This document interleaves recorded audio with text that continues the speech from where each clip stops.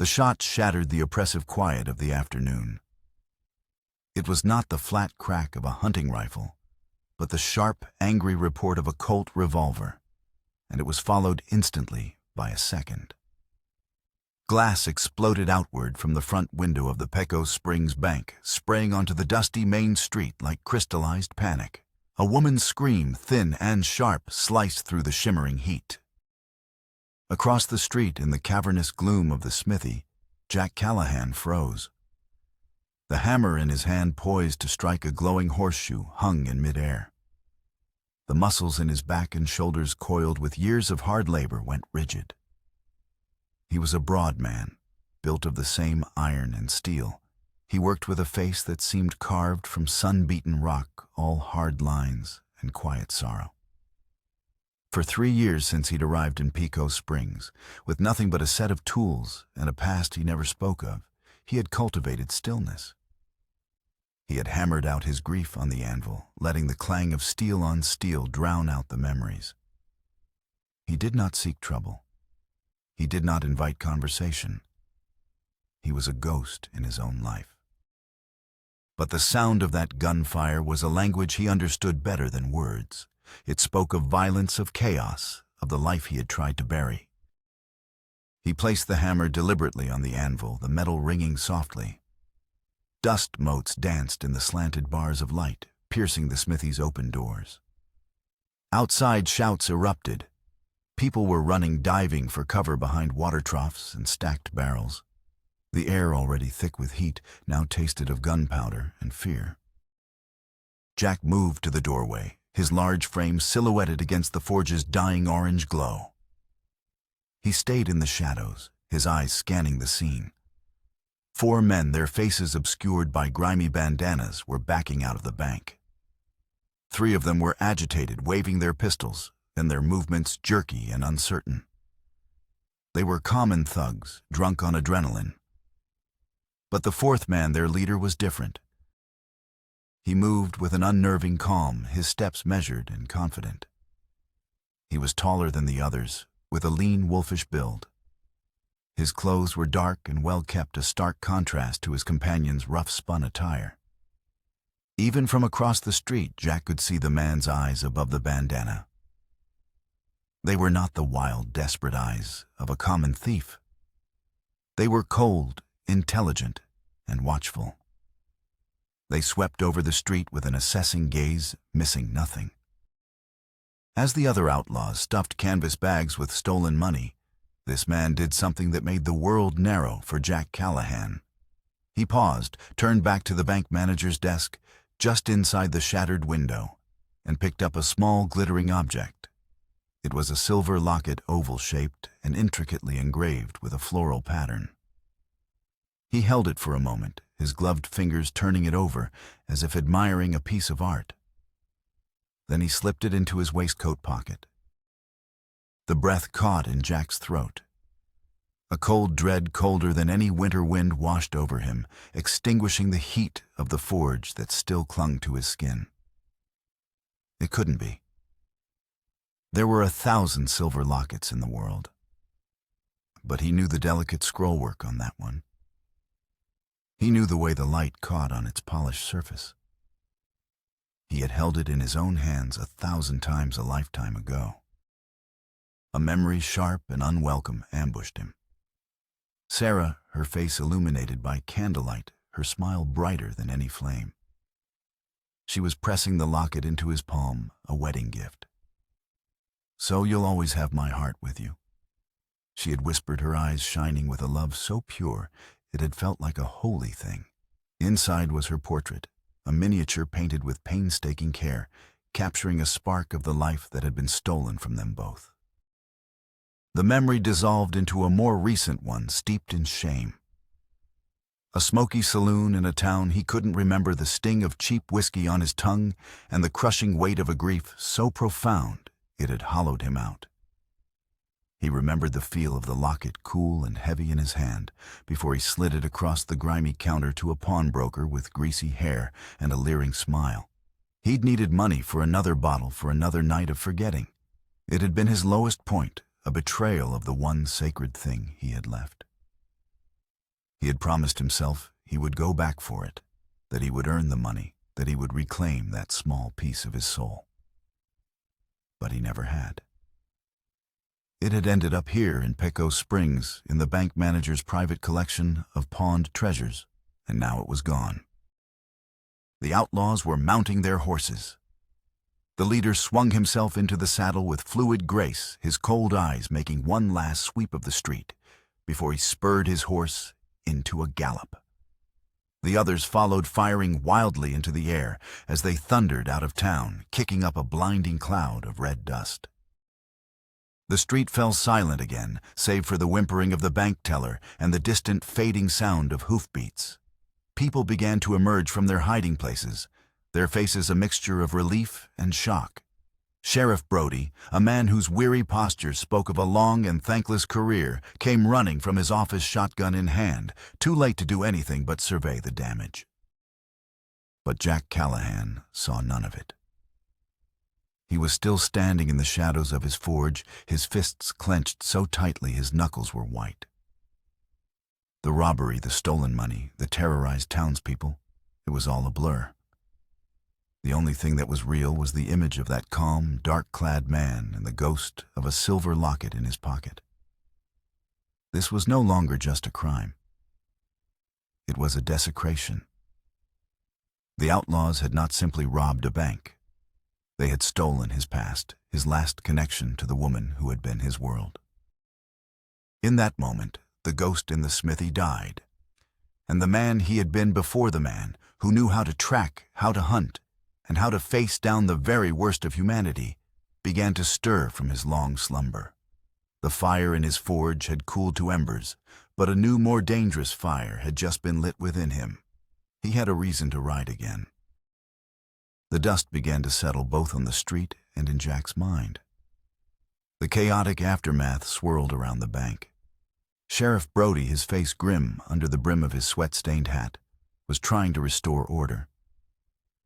He was a good man, pragmatic and sturdy, but he was out of his depth. Pecos Springs was a quiet town. Its lawman was more accustomed to breaking up saloon brawls than facing down organized bank robbers. Jack crossed the street, his heavy work boots making no sound in the thick dust. His movements were deliberate, each step eating up the ground, with a predator's economy of motion. The townspeople parted for him, their murmurs ceasing as he passed. They knew him only as the silent blacksmith, a man who kept to himself, whose eyes held a permanent shadow. They did not know the man he was, before the Texas Ranger who had once been a legend on the frontier. He stopped beside Sheriff Brody, who was kneeling to examine a spent cartridge casing. Brody looked up, his expression weary. 4 of them, Jack. Rode in bold as you please. Cleaned out the vault. Miller's got a lump on his head, but Abernathy says everyone's alive. That's something, I suppose. Jack's gaze was fixed on the road leading out of town, a faint haze of dust still hanging in the air. Where did they ride? His voice was a low rumble, rough from disuse, like stones grinding together. Brody stood up, brushing the dust from his knees. South, toward the Badlands. But Jack, don't you even think about it. This is a matter for a federal posse. I've already sent a rider to Fort Davis. A posse will be too slow. Jack stated his tone, leaving no room for argument. They'll be across the border in 2 days. And you think you can stop them alone? Brody's voice held a note of exasperation. I know what you used to be, Jack. We all hear the whispers. But you haven't worn a badge in 3 years. This isn't your fight. He made it my fight, Jack said, his voice dropping even lower. He turned his gaze from the road to the sheriff. He took something from the manager's desk. Brody frowned. Abernathy's babbling about some trinkets. A silver locket, a gold watch. They're just things, Jack. Not worth a man's life. For a moment, Jack's composure fractured. The pain in his eyes was so raw, so deep, that Brody took an involuntary step back. It was like looking into an open wound.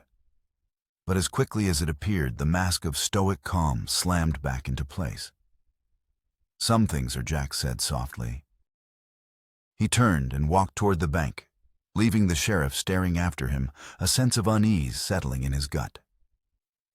Inside, the scene was one of controlled chaos. The air was thick with the smell of cordite and fear. A young deputy Miller sat on a chair, a bloody rag pressed to his temple. The bank manager, a portly man named Abernathy, was wringing his hands, his face pale and slick with sweat. Jack approached him. "The locket," he said, his voice cutting through Abernathy's panicked muttering. "Describe it." Abernathy looked up, his eyes wide. It was silver, oval, with flowers carved on it, a beautiful piece. "I took it in on pawn a year ago from... well, it doesn't matter. The leader, he walked right over and picked it up. He smiled when he looked at it. A terrible smile.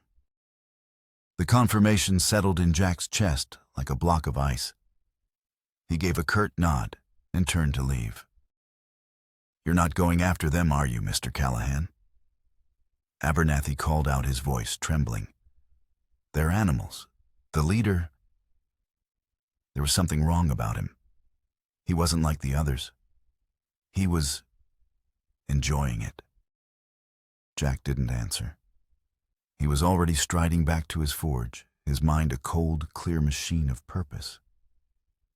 The grief and shame that had shackled him for 3 years were being burned away by the clean fire of necessity. He knew what he had to do. He moved about his smithy with a quiet efficiency that was terrifying to behold.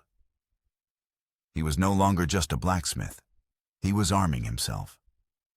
From a locked chest buried beneath a pile of scrap iron, he retrieved a gun belt and a matching pair of Colt peacemakers. The leather was worn but supple, the steel of the guns gleaming with a dull, deadly light. He strapped the belt around his waist, the familiar weight settling on his hips like a long-lost part of himself.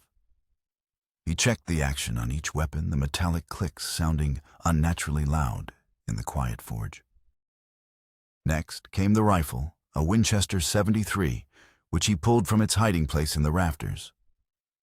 He worked the lever, the motion smooth and practiced, and began to load the magazine. Each brass cartridge he slid into place, a separate vow. He filled his saddlebags with jerky, a full canteen, and extra ammunition. He worked without haste, his every action precise and economical. This was the ritual he had abandoned, the careful preparation for the hunt. As he led his horse, a powerful roan with a wild eye and endless stamina, out into the street, Sheriff Brody was waiting for him. The lawman's face was set in grim lines. "I can't stop you, can I?" Brody said. It wasn't a question. "No," Jack replied, swinging himself into the saddle. "Then at least hear me out." Brody pressed, stepping closer. "I need deputies, Jack, not vigilantes. This has to be by the book. If you find them, you send word. You don't engage them alone. You hear me?" Jack looked down at the sheriff. He saw the desperation in the man's eyes, the fear for his town, and for the man Jack was becoming again. He gave a single slow nod, a promise he knew he might not be able to keep. "His name is Silas Blackwood Brody," added, pulling a telegraph flimsy from his pocket. "Just got word from the marshals in El Paso. He's wanted for a string of robberies from here to the territories. But he's clever. Never leaves a trail, never hits the same way twice. He's more than just a common outlaw, Jack. He's a ghost." The name meant nothing to Jack, but the description fit the cold, intelligent eyes he had seen across the street. He gathered the reins, the leather creaking in the silence. The sun was beginning to dip toward the horizon, painting the endless expanse of the Chihuahuan Desert in shades of blood and fire. The heat was finally starting to break, but the air was still. It was the kind of evening that held its breath. "Be careful, Jack," Brody said, his voice low. Whatever that locket means to you, don't let it get you killed." Jack didn't reply. He simply nudged the roan forward, moving out of the town and into the vast, unforgiving wilderness that stretched out before him. The lights of Pecos Springs dwindled behind him, and soon he was alone, a solitary rider against a landscape of rock and thorn and sky. The hunt had begun. He was tracking a man named Silas Blackwood, but he was also pursuing a piece of his own soul, hoping that by reclaiming it, he might finally find a way to live again. The desert swallowed him whole. The world was reduced to the creak of saddle leather, the rhythmic plod of his horse's hooves on the hard-packed earth, and the vast, star-dusted silence of the night. The sun had bled out across the horizon, leaving a bruised purple sky that slowly deepened to black. The heat of the day radiated back from the rocks, but a cooler breeze whispered through the sagebrush, carrying the clean, dry scent of creosote and dust. Jack rode with the relentless, steady pace of a man who knew the land and his own limits. He was not following a trail of churned-up earth. Blackwood's gang was too skilled for that. Instead, he was reading the deeper story of the desert. A single freshly broken branch on a mesquite tree. A dislodged stone on a rocky slope that was a shade lighter than its neighbors, its underside not yet baked by the sun. These were the subtle signs. He had been trained to see the language of the hunted he had never forgotten. His mind, which for years had been a fog of grief and regret, was now sharp-honed to a razor's edge by the clarity of his mission. Every rustle in the chaparral, every distant cry of a coyote registered and was catalogued. He was fully present, fully alive, in a way he had not been since Sarah's death. The irony was bitter. It had taken a violation of her memory to bring him back to the world of the living. By dawn, he had covered nearly 40 miles. The landscape had changed, the flat plains giving way to a broken country of arroyos and canyons, the sun bleaching the very color from the sky. He found their first camp just after sunrise. It was a cold camp, no fire, tucked away in a shallow wash that would be invisible from more than 50 yards out. They were professionals. They had eaten cold rations and had been gone for hours. But they had left something behind. Tied to a scrubby bush was a small piece of leather, a strap that had likely broken off a saddlebag. It was cinched with a knot Jack recognized instantly. A double figure-8 bend. It was a knot favored by mountaineers and sailors, strong and reliable. But it was also the signature knot of his old ranger company. Captain Miles McGregor had insisted every man learn it, drilling it into them until they could tie it in the dark with frozen fingers. It was their calling card, a small piece of shared identity. A cold finger of unease traced its way down Jack's spine. A coincidence, it was possible. But Blackwood did not strike him as a man who dealt in coincidences. This felt intentional. It felt like a message. He pushed on the knot, a hard puzzle in his mind. The sun climbed a malevolent white eye in a pale sky. The heat rose in shimmering waves that distorted the horizon, making the distant mesas tremble. He paused only to water his horse at a meager seep, rationing the water in his canteen with disciplined sips. Late in the afternoon, he spotted a lone structure ahead, a dilapidated way station, its adobe walls crumbling, its porch roof sagging like a tired old man's shoulders. A thin plume of smoke rose from its chimney, a fragile signal of life in the immense emptiness. It was the only stop for 100 miles in any direction, a place where information was traded like currency. Blackwood's gang would have had to pass this way.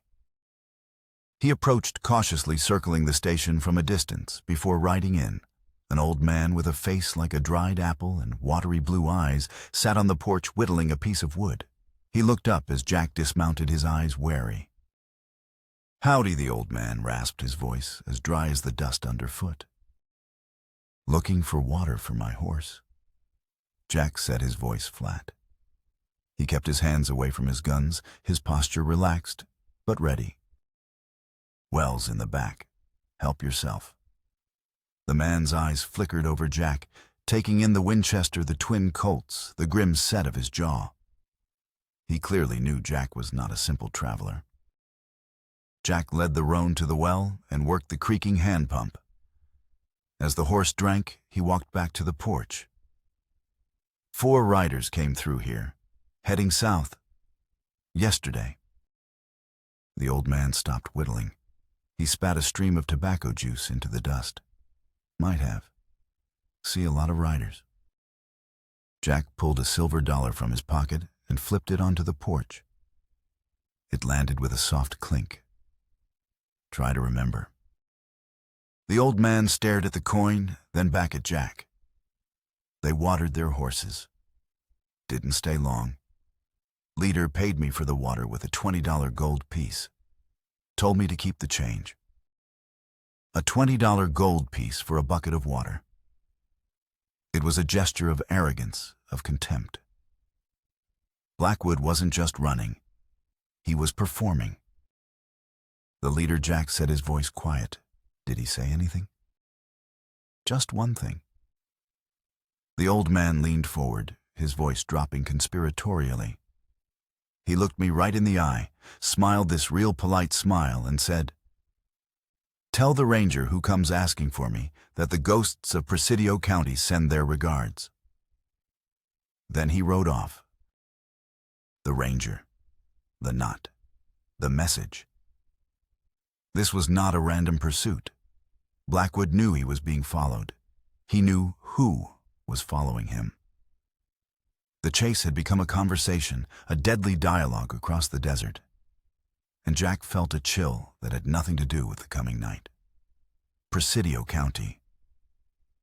The words echoed in his memory, stirring a dark sediment of events he had long tried to forget.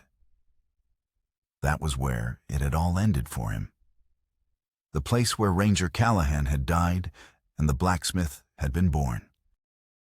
He took a step back, his mind racing, trying to connect the name Blackwood to the bloody chaos of his final mission. He couldn't place the face. He couldn't connect the name. But the man knew him. He knew his past. The sun was setting, and the shadows of the porch posts stretched like long, skeletal fingers across the yard. The desert air grew cooler, and with it came a clarity that was both terrifying and liberating. This was more than a stolen locket. This was a reckoning. Blackwood wasn't just running from the law. He was drawing Jack in, pulling him toward a confrontation that had been years in the making. As Jack mounted his horse, the old man called out to him, "Mr. That fella, Blackwood." He wasn't just cold, he was empty, like a man who'd had his soul scooped right out of him. You be careful chasing a man with nothing left to lose. Jack nodded, once a silent acknowledgement of the warning. He rode out from the way station, the locket now a burning weight in his thoughts, a symbol of a past that had just reached out with bony fingers to reclaim him. He was no longer just the hunter. He was also the hunted. And somewhere ahead in the deepening darkness, a man with cold, intelligent eyes and a soul full of ghosts was waiting for him. The night deepened, and the temperature dropped. Jack made a small, smokeless fire in the shelter of a rock, outcropping the flames, casting flickering shadows that danced like specters. He chewed on a piece of tough jerky, his mind a maelstrom. The ghosts of Presidio County. The phrase circled him like a vulture. He closed his eyes, and the past he had so diligently suppressed rose to meet him. It was 4 years ago. The sun was just as hot, the dust just as red. He was Sergeant Callahan of the Texas Rangers Company B. He was leading a posse in pursuit of the O'Malley gang, a vicious pack of cutthroats who had robbed a train and left a dozen men dead. They had tracked them for a week, deep into the canyons of Presidio County.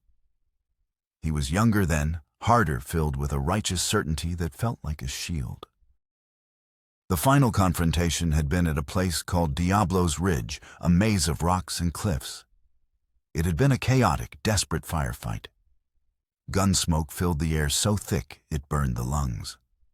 The roar of rifles and pistols echoed off the canyon walls, a symphony of death. He remembered the face of the rookie beside him, a boy named Cale, barely 19, his eyes wide with a mixture of terror and excitement. Jack had given the order to advance. He had moved with a deadly grace that had made him a legend, his Colts bucking in his hands. He was flanking the gang's main position when a figure darted from behind a cluster of boulders. A threat. A target. He had fired without thinking, a reflexive action honed by years of life-or-death situations. One shot. The figure fell. Only when the smoke cleared did he see what he had done. It wasn't one of the O'Malley brothers. It was a boy no older than 16, unarmed. He'd been the gang's horse wrangler, an orphan they'd picked up along the way, caught in the crossfire. The boy had died instantly, a single clean shot through the chest. Jack knelt beside him, the certainty draining out of him, replaced by a cold, hollowing horror. The boy's eyes were open, staring blankly at the unforgiving sky. Cale, the rookie, had seen it. He had seen Jack's face. Later that day, Cale had made a mistake, a moment of hesitation born of the horror he'd witnessed, and had taken a bullet meant for Jack. Jack carried the dying boy back to the camp, Cale's blood soaking his shirt. He had failed them both. He had killed one innocent boy and gotten another killed. He had turned in his badge a week later. The official report listed the wrangler's death as a casualty of the firefight, and Cale's as a hero's sacrifice. But Jack knew the truth. The bullet that killed the boy had come from his gun. The hesitation that killed Cale had come from his soul. He had left the Rangers, left everything he had ever known, and drifted until he landed in Pico Springs, a man determined to bury his past under a mountain of sweat and steel. He opened his eyes. The fire had burned down to glowing embers. The memory was as sharp and painful as if it had happened yesterday. Was Blackwood connected to the O'Malley gang? No, the name didn't fit. Was he related to the boy Jack had killed? That felt closer to the bone-chilling truth. A brother, perhaps, a relative seeking a very specific, very personal kind of revenge. The locket. It all came back to the locket. It wasn't a random theft. Blackwood had to have known about it, known its significance to Jack. But how the pawnbroker? The man with the greasy hair. He must have talked. Blackwood hadn't just stumbled upon the locket. He had sought it out. He had planned this entire robbery, this entire chase, as an elaborate, cruel piece of theater designed to tear open Jack's old wounds. He wanted to make Jack suffer, to strip him of the last remnant of his happiness before destroying him. A cold rage, purer and harder than any he had ever felt, settled in his heart. This was no longer about reclaiming a memory. It was about survival. He had to face the ghost Blackwood had summoned, not just for Sarah's sake, but for his own. He pushed the memories down, banked them like the embers of his fire, and focused on the task ahead. He knew where Blackwood was going. If this was about Presidio County, there was only one place that fit the theatrical nature of the man he was hunting. The old Serpent's Maw silver mine, abandoned for 20 years, not 10 miles from Diablo's Ridge. A dark, winding labyrinth of tunnels, a place where a man could easily get lost. A place that would make a perfect tomb. Back in Pico Springs, Sheriff Brody was piecing together his own puzzle. The telegraph wires had been buzzing all day. Reports of Blackwood's exploits were coming in from across the state, but they were contradictory, inconsistent. It was as if the man was in two places at once. Brody, however, had a lawman's intuition. He knew this wasn't about the money. The Pico Springs Bank had been a small score for a man of Blackwood's reputation. This was personal. His young deputy Miller, the one who had taken a knock to the head, was eager to prove himself. He was a good kid, earnest and hard-working, and he idolized the silent, formidable blacksmith. "Sheriff," he said, his brow furrowed in concentration. "Callahan said Blackwood took something personal. Maybe we should look into that." Brody nodded, a thought taking root. "Abernathy said he got that locket on pawn. Find out who pawned it." It took Miller an hour of digging through the bank's dusty ledgers, but he found it. The entry was 3 years old, a silver locket pawned by one J. Callahan. The discovery landed like a lead weight in the pit of Brody's stomach. This was worse than he thought. Driven by a new sense of urgency, he put Miller on another task. "Get on the wire to the Rangers' Central Records office in Austin. I want everything they have on a Sergeant Jack Callahan, Company B. Specifically his service record in Presidio County 4 years ago."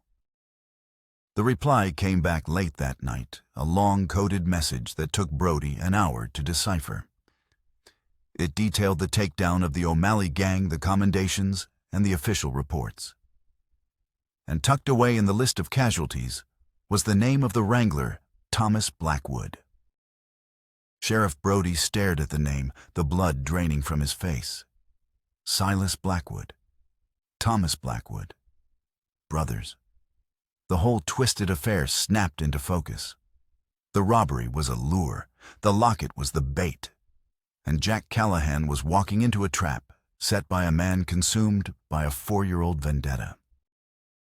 Miller Brody yelled, his voice sharp with alarm. "Saddle my horse, and yours, we're riding." "Where does Sheriff Miller?" asked, grabbing his hat. "Presidio County," Brody said, checking the loads in his shotgun. "I'm not letting a good man, whatever his past, get murdered for a ghost's revenge. We've got to get to him before Silas Blackwood does." He knew it was a fool's errand, a desperate race against a man with a long head start, but he had to try. He had told Jack to do it by the book, and now he was about to break every rule himself. The first gust of wind hit Jack like a physical blow, carrying a stinging volley of sand that scoured his face. The sky, which had been a clear, brilliant blue, was turning a sickly yellow-brown at the western horizon. A sandstorm, and not a small one. The air grew thick, the light dimmed, and a low, mournful howl began to build a sound, like the world groaning in pain. He urged his roan forward, pulling his bandana up over his nose and mouth. The Serpent's Maw mine was just ahead, a dark scar in the side of a jagged butte. The rickety headframe stood silhouetted against the churning, dust-filled sky, a gallows waiting for a victim. He had to get inside, not just to find Blackwood, but to escape the storm's fury. He dismounted at the entrance to the mine, the wind tearing at his clothes. The horse whinnied nervously, its eyes wide. Jack gave the reins a final pat. "Stay, boy," he murmured, knowing the animal would find what shelter it could against the rock face. The entrance to the mine was a gaping black mouth, exhaling a stream of cold, damp air that smelled of wet rock and decay. He drew one of his Colts, the familiar weight a small comfort, and stepped out of the raging storm and into the suffocating darkness. He paused, letting his eyes adjust.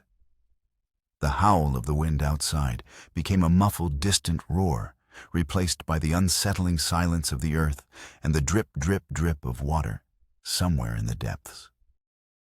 He lit the lantern he'd brought, its yellow glow pushing back the oppressive blackness, but also creating a playground of shifting, distorted shadows.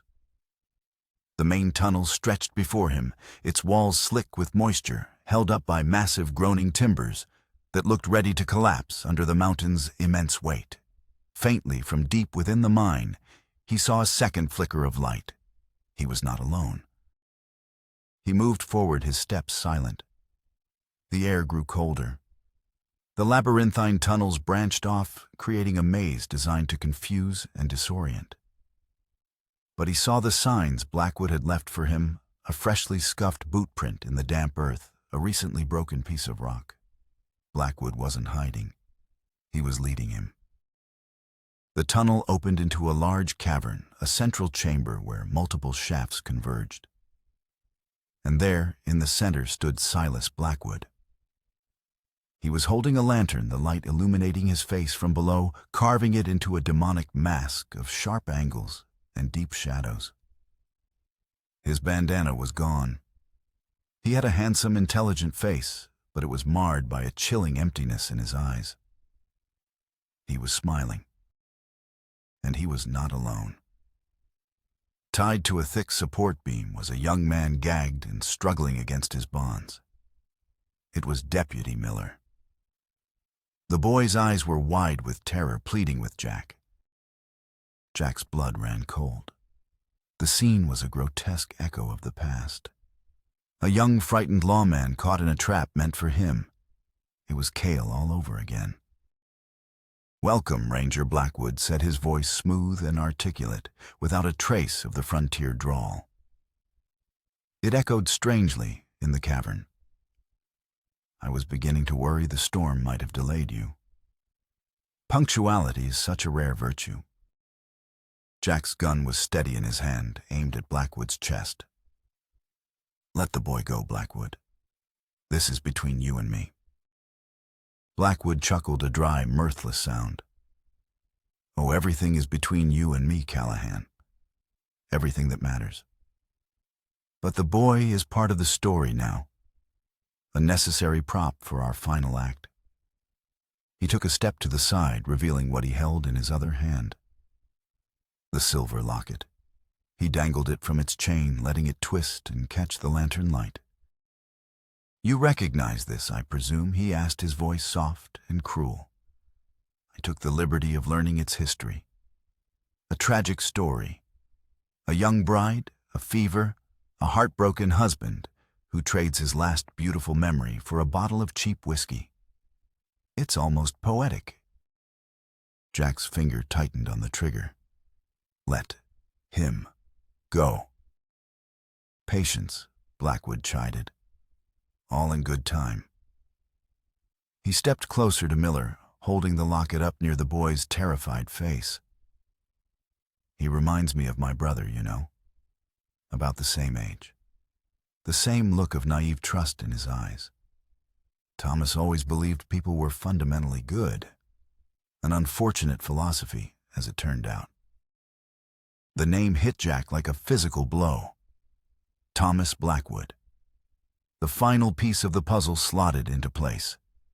He saw the face of the boy on Diablo's Ridge, his eyes staring sightlessly at the sky.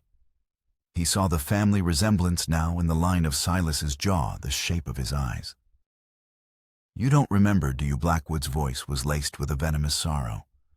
"For you, it was just another day at work, another body in the dust. But for me it was the day the world ended. My younger brother, my innocent, unarmed 16-year-old brother, shot down by the great Ranger Callahan." He began to circle the chamber, his movements like those of a stalking wolf. "I was away at school back east. I received a letter, a cold official letter explaining that Thomas had fallen in with a bad crowd and was killed in a firefight. But I knew Thomas. He wasn't a thief. He was a gentle boy who loved horses more than people. So I came back. I spent years searching, talking to the men who were there, piecing together the truth. And every trail, every story led back to you." The weight of his sin settled on Jack, a crushing, suffocating burden.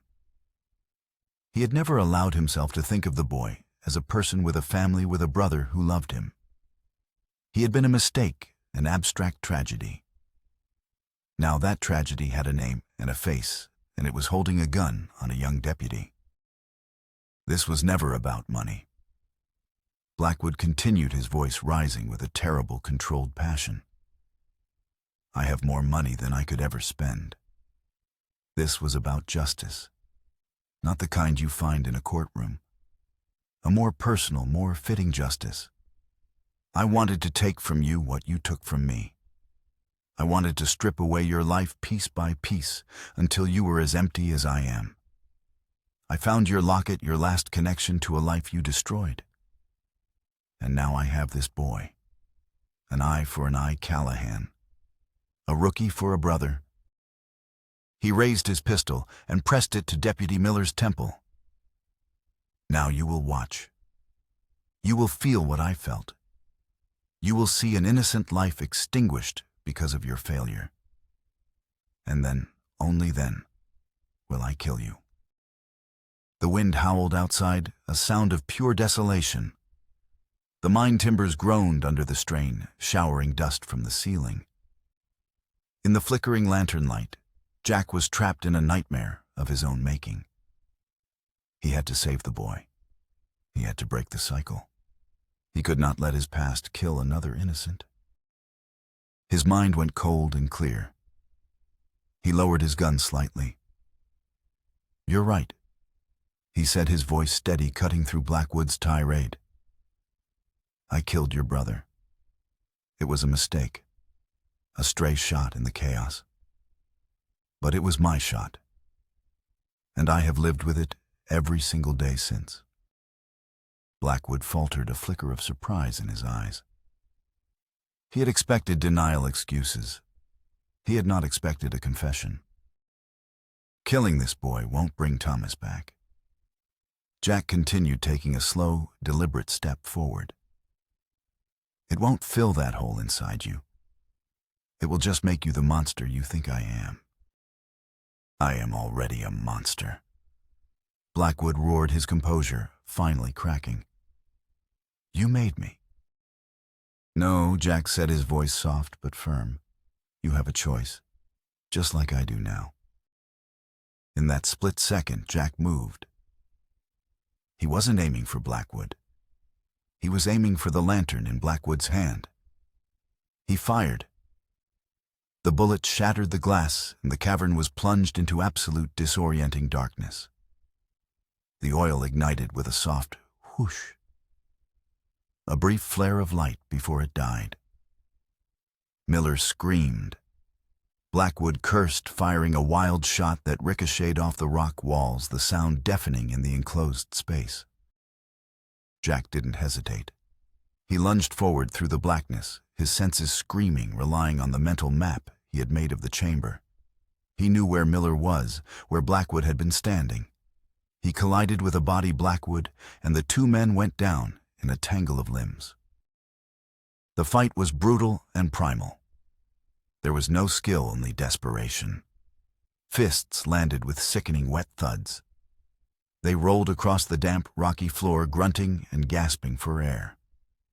Jack was stronger, but Blackwood was fueled by years of coiled hatred, his fingers clawing for Jack's eyes, his throat. Jack felt the cold steel of Blackwood's pistol press against his ribs. He grabbed the man's wrist, forcing the barrel away, as the gun went off. The muzzle flash, momentarily illuminating Blackwood's face, contorted in a mask of pure rage. Using every ounce of his strength, Jack twisted the weapon from Blackwood's grasp, and the bones in the man's wrist grinding. He slammed Blackwood's head against the stone floor. The man went limp. Gasping for breath, Jack staggered to his feet in the suffocating dark. "Miller," he called out, his voice hoarse. "Deputy, are you all right?" A shaky, terrified voice answered from the direction of the support beam. I'm here." Jack fumbled for a match, his hands shaking. He struck it on a rock, the tiny flame a beacon in the immense darkness. He found his lantern, its glass gone, but its fuel intact, and managed to relight the wick. The warm, steady glow filled the cavern once more. Silas Blackwood lay unconscious on the ground. Deputy Miller was still tied to the beam, shaking but unharmed. And on the floor near where Blackwood had fallen lay the silver locket, its delicate chain broken. Jack walked over and picked it up. The metal was cold against his skin. He didn't open it. He simply closed his fist around it, holding it tight. He had faced the ghost of Presidio County and survived. He had saved the boy. He had not repeated the mistakes of his past. He had chosen justice, not vengeance. and in the oppressive, silent darkness of the mine that felt like a victory. The sandstorm broke with the dawn. The wind died down, and a clean, rain-washed light filtered into the mouth of the serpent's maw. Jack emerged from the mine, blinking against the sudden brightness. He supported Deputy Miller, who was bruised and shaken, but steady on his feet. Behind them, bound and gagged, stumbled Silas Blackwood, his eyes no longer filled with cold intelligence, but with the hollow, defeated emptiness of a man whose entire purpose had been undone. They found their horses huddled together, safe in the lee of the butte. As they rode back toward Pico Springs, the desert looked new, scrubbed clean by the storm. The air was crisp, and the scent of damp creosote rose from the earth, a fragrance of renewal. Miller, after a long silence, finally spoke. "He told me everything, Mr. Callahan. About his brother. About you." Jack kept his eyes on the horizon. Some things are a man's to carry. "You saved my life." Miller said, his voice thick with emotion. "You could have killed him. You should have. But you didn't. Killing him wouldn't have changed anything." Jack replied, his own voice quiet. "It just would have passed the hate along to someone else." They were met a few miles outside of town by Sheriff Brody and a small posse. The relief on Brody's face was palpable. He looked from the captured Blackwood to the safe deputy, and then to Jack. He didn't ask for the details. He didn't need to. He saw it in Jack's eyes, the quiet resolution of a man who had been to hell and come back not unscathed, but whole. The return to Pico Springs was quiet. The townspeople watched as Jack handed Blackwood over to the sheriff. They saw him not as the reclusive blacksmith, but as something more. He was the man who had ridden out alone and brought back the monster, the man who had protected them. Their quiet nods of respect were more meaningful to him than any commendation he had ever received as a ranger. The law would deal with Silas Blackwood. His story would become another grim chapter in the annals of the West. But for Jack, the story was over. He had faced his past, confessed his sin, and refused to let it define his future. The next morning, just as the sun began to cast its first pale golden light across the desert, Jack stood before a simple wooden cross on a small hill overlooking the town. Sarah Callahan. The name was carved deep into the weathered wood. For 3 years, this place had been a monument to his grief, a place of painful pilgrimage. He reached into his shirt pocket and pulled out the silver locket. The chain was still broken, but the locket itself was undamaged. His thumb traced the familiar floral engravings. He had come here intending to leave it, to place it on the grave, as a final offering, a closing of a chapter. But as he stood there, feeling the cool morning breeze on his face, he knew that was not the right thing to do. Burying the past was not the same as honoring it. His fingers found the small clasp. He opened the locket. The tiny painted portrait of Sarah looked up at him, her smile as bright and full of life as he remembered. For the first time, looking at her face did not bring the sharp, stabbing pain of loss. Instead, he felt a quiet, profound warmth spread through his chest. It was the warmth of a love that had not died, a love that had sustained him even in his darkest hours. He had not betrayed her memory by pawning the locket. He had betrayed himself by believing he was no longer worthy of it. He looked at her portrait for a long moment, a silent conversation passing between his heart and the memory of hers. Then he gently closed the locket, the soft click echoing in the morning stillness. He did not place it on the grave. Instead, he slid it back into his shirt pocket, letting it rest over his heart. He would carry her with him, not as a burden of grief, but as a source of strength. She was part of him, and he was finally ready to live for them both. He turned and walked back down the hill toward the town, toward his forge. The building was dark and silent, but a few stubborn embers still glowed deep within the hearth. He picked up the heavy leather bellows, their familiar weight comfortable in his hands. He pumped them once, twice, and a rush of air breathed life into the dying coals. A small flame flickered, then caught, growing stronger, brighter, casting his tall, determined silhouette against the far wall. The fire roared back to life, and in its cleansing light, Jack Callahan, blacksmith of Pico Springs, picked up his hammer and went back to work.